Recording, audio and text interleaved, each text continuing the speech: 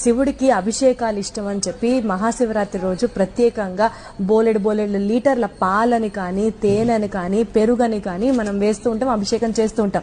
అదే బోలెడు లేని వాడికి ఇస్తే ఖచ్చితంగా వాడు కడుపు నిండా తింటాడు అని కూడా అనుకుంటాం.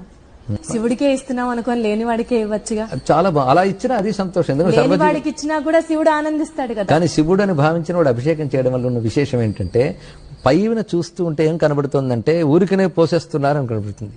దీనికి అందమైన సమాధానం చెప్పాలంటే ఒక చక్కటి వాక్యం ఉంది శాస్త్రంలో. వృక్షస్య మూలశేకేన శాఖా పుష్యంతి వై యథా అనేటువంటి ఒక భావం ఉన్నది ఇక్కడ. అది ఎలా కనబడుతుందంటే మనకి చెట్టులో రావాల్సిన ఫలం కొమ్మల్లోనే దొరుకుతుంది. పళ్ళు కానీ పువ్వులు కానీ ఆకులు కానీ కొమ్మల్లోనే ఉంటాయి. కానీ మనం నీళ్లు పోయాలన్నప్పుడు కనబడే కొమ్మల మీద నీళ్లు పోయాం, కనబడిన మూలంలో పోస్తాం. అప్పుడు ఎవడైనా మనం చూసాడు అనుకోండి, అసలు చెట్టుకి ఎలా నీళ్లు అందుతున్నాయో తెలియని మూర్ఖుడు ఒకడు వచ్చి అరే మనకు పళ్ళు అవి పైన వస్తుంటే పైన నీళ్లు పోయాలి కానీ కనబడిన నేల మీద నీళ్లు పోస్తున్నావేమిట్రా అంటాడు. వాడెంత మూర్ఖుడో, శివుడికి అభిషేకం చేసి వృధా చేస్తున్నారనేవాడు కూడా అంతే మూర్ఖుడు.